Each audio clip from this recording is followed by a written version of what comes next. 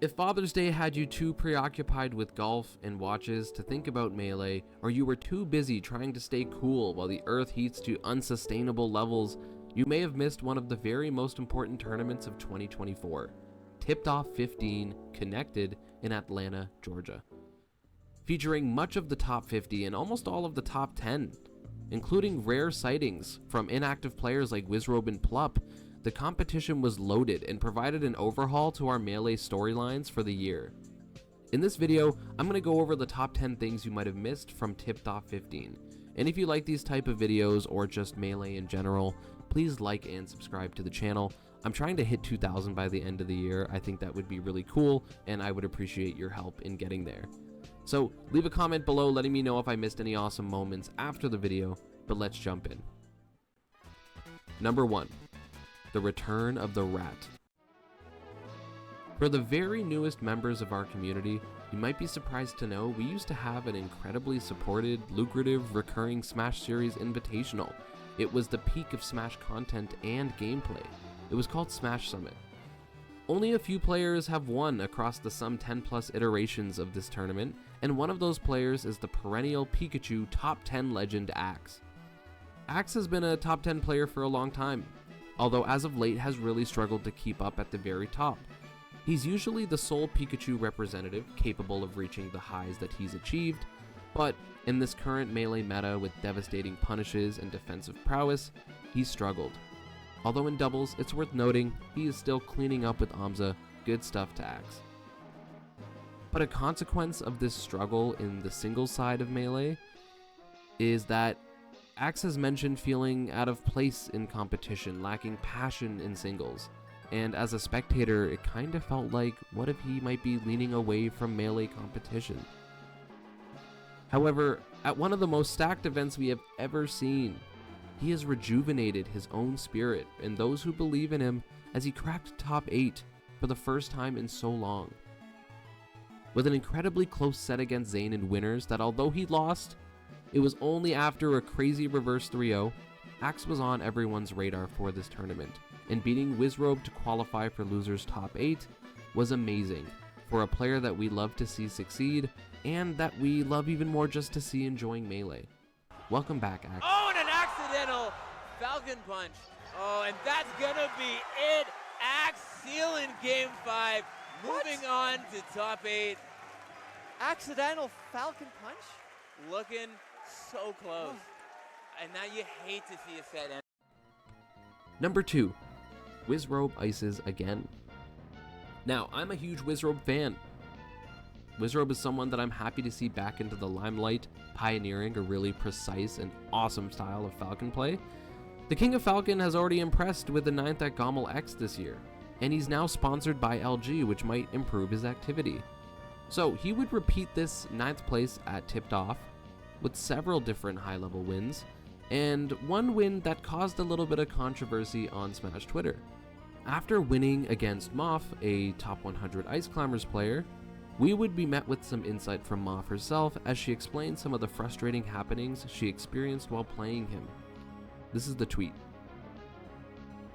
Now, this isn't really a drama channel, and truthfully, I don't know Wizzrobe or what he's able to control as far as punctuality or preparedness, but it brings to light an interesting question, which is what agency do players have to voice concerns about issues such as proximity to the TV or other habits that might kind of break boundaries or etiquette? Where are those lines to be drawn? If you have any thoughts about the situation, feel free to let me know. I know I am not the professional in this case to make any determining calls, but I can resonate with this frustration. Number 3, the mid-tier strike. Now, in my document for where I write my scripts, I know I put mid-tiers, but I'd really like to highlight the low-tier action we got to see, specifically a player named Heavenly Bruised Pelvis. Yes, that's their tag, for an incredible showing on stream with Bowser. Yes, with Bowser, you heard me. And now, I haven't heard much from the Bowser fandom since a brief game showing from Smash Poppy at Smash Factor and Warrior Night several years before. So to see not one, but 2 on-stream set victories, including an upset against the spacey pro Billy Bo Peep, it was incredibly hype and had the Twitch chat pumped for these developments. And if we're talking about mid-tiers, you gotta mention Donkey Kong. Donkey Kong is probably my favorite character right now to watch in the Melee meta because it always feels like there are upsets aplenty, and it's nice to see a character rise in their performance, and their labbing, and their technology. But although DK had several notable entrants representing in the tournament, only one made top 32, and that was Wang. So for me personally, it was an informative tournament because as far as DK goes, the last 2 years have always felt like, well, if there's a DK in tournament, we're about to see an upset and an incredible placing. Is his monkey business bankrupt? Take these boots and go home. Get Practice. a walk. And we can't talk about mid-tiers without looking at some of the higher end mid-tiers like Yoshi. But I'm not talking about Amza just yet. Let's talk about Alberta Yoshi Egg Money. Egg Money is a blue Yoshi player from Canada who managed to go up 2-0 on Mango in 2 really close and clutch games. However, he would go on to get reverse 3-0'd by the eventual champion of Tip Top 15, Mango himself. But it provided an incredibly tough, hard-fought set that honestly looked tougher than both Zain and Cody Schwab against Mango, so let's go Egg Money. As for Amza, top 8, he destroyed Zain. That's really all you need to know. How is this character a mid-tier again? I don't think he belongs in this section. As for the other characters that fall into the quite vague tier of mid-tier, we saw a surprising lack of the mid and higher mid-tier presence outside of the characters we've already mentioned. Peaches were relatively quiet.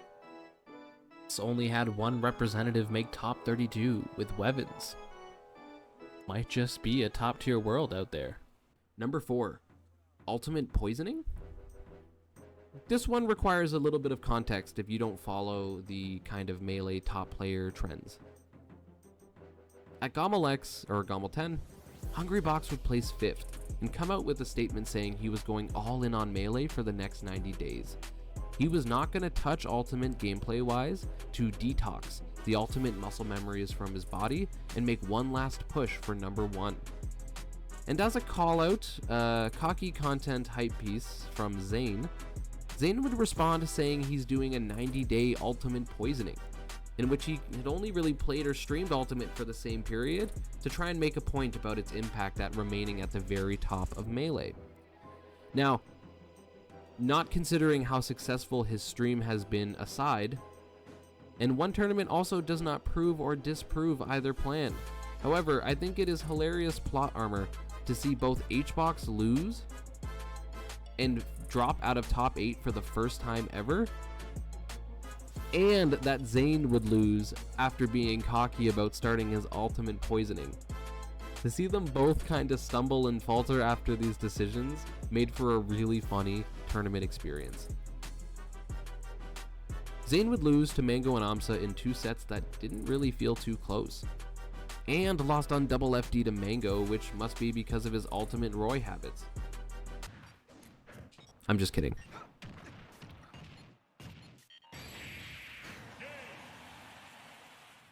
Oh, hell no. That doesn't count. He took damage in the blast zone. He took damage in the blast zone. That's literally my aura at effect. No, it doesn't count. Number 5. HBox's first non-top 8. This tweet from Practical Task highlights a pretty historic happening quite succinctly.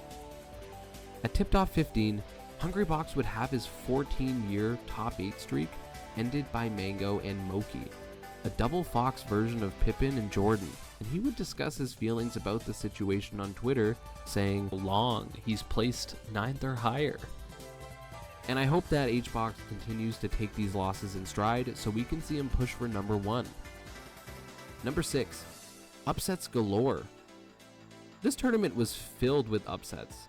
Looking at top 64, we would see major upsets across the board, such as Moff, the 39th seed over Moky, the 2nd seed, or Zanya, the 43rd seed over Junebug, the 22nd seed.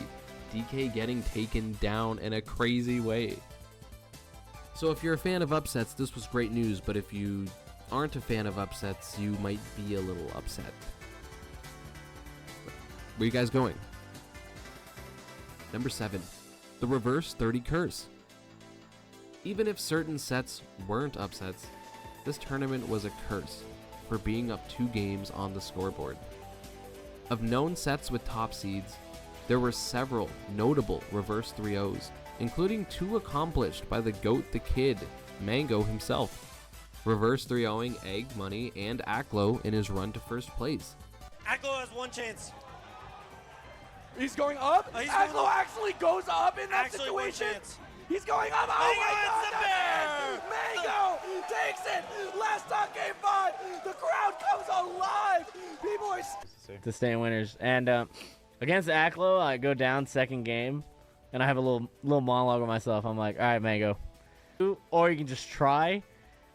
And if you try, there's a chance. Win or lose, I'm happy that you at least tried. Yeah. I went with option 2. I was like, it's good. I was like, fuck it, Aklo. You want to fucking beat me? You're going to have to fucking come get it from my fucking gross asshole. Devastating reverse 3-0s were also seen as Zain clutched back his set against Axe in winners semis, and Plup came back to 3-0 Soonsay using Fox after going down 0-2 as Sheik. Speaking of Plup, what a comeback. Number 8 descending from the mountains. Plup is back, a player who remains coveted and treasured, especially since his large hiatus from most competition. Plup has the Plup Club rejoicing as he placed 3rd at the most stacked bracket of the summer and possibly the year. With wins on several top Foxes as Fox, and a heartbreaking loss to both Zain and Cody Schwab, the number 1 and number 2 in the world, Plup has shown that it doesn't matter how long he's gone for, his prime is really never far off. And something I want to extra emphasize here, just in case it wasn't clear, is how incredible his Fox played, beating both Moky and Soonsay in the Dittos, packing up Canada in a quaint to-go box in the bracket.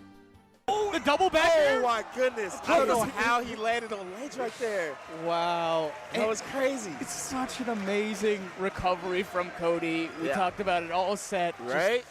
3-0ing Plup. Who had a monster run. Yeah, monster run. Plup with the standing ovation, well, the cheering ovation. Yeah, they're not the standing. chant, They're definitely the chant. sitting there. Number 9, the Kid. If you listened outside your living arrangements on Tournament Sunday, you'd hear the chanting of Mango happening in every direction. Everyone's yelling. It's so hype. Mango! Mango! Mango! Mango! This was a tough bracket. With Zain and HBox in his way and a more focused Cody Schwab, this would be a tough sell for him. Even in his first top 64 set against Egg Money, he would begin the day down 2 games and just barely hanging on. And that wasn't even all. He was complaining of stomach bug symptoms the day before, and it felt like another 9th place was in front of us, if not worse. However, as he triumphed Game 5 over HBox, sat down in front of Zain, something other than food poisoning was being manifested within the GOAT. He 3-0'd his biggest demon, including 2 wins on FD as Falco, which I don't know how you do it, before moving on to double eliminate Cody Schwab from both winners finals and grands in a 6-1 set count. The people have been waiting. Mango fans knew it was only a matter of time. That's what we've been telling ourselves for years. And on Father's Day and Eid, a victory could not have been planned better. Saying earlier, he just stopped lasering right there. Another air dodge. Oh, wait a minute. That's it. Mango taking it 3-0. Hey! Blue game Mango. Number 10. What's next for Melee? What does tipped off 15 mean for Melee as a whole? If you skipped this far in the video, listen up. I think now Mango will see whether this performance can be duplicated. Can he win again? Cody Schwab will continue to look for his return to first, though still quietly doing incredible with several podium finishes and hoping he doesn't run into DK or Samus. I think Zain will be tasked with deciding whether this ultimate poisoning is worth it. It probably is financially and for his stream because they have been hilarious and fun and have united these 2 communities in a really great way. But Melee might take a hit. Hungrybox will still be continuing his all-in Melee tour, which I happen to love. I love that we are getting dedicated Melee pursuits, and I hope to see HBox take first at a tournament. There were also some notable news surrounding top players' activities before and after the tournament too. KoDoRiN, the SoCal Marth, top 10 previously, announcing he'd be stepping back on his activity at international tournaments. Zamu, who in our Genesis video said she might be kind of retiring from Melee, has mentioned that she might be so back into Melee competition. Soonsay and Wizzrobe, two pretty much top 15 level Fox and Falcon respectively, both got picked up by LG, meaning we might see these two demons in brackets more often. And finally, Junebug, the DK legend, questions their existence after playing DK Sheik for the last time. So there you have it. Tipped Off might have been the most stacked bracket of the year, and despite being several hours late, top 8 did not disappoint. I almost missed watching the bracket, so good thing someone tipped me off to it happening. Thanks for watching, everybody. And by the way, number 11, bonus point, Drephen made top 32. Let's fucking go, Drephen. Alright guys, have a good rest of your day. My name is Stark. Click the like button, subscribe. I'll talk to you later.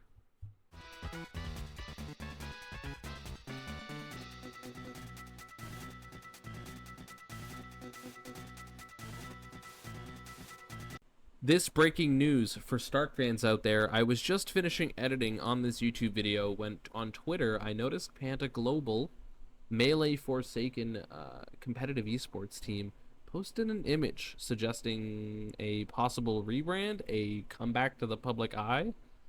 I don't know what this means. Let me know your thoughts by the time this uploads. Maybe there'll be more developments, but wanted to show you guys this real quickly. What do you think about this? Anywho, enjoy the rest of the day. Thank you so much.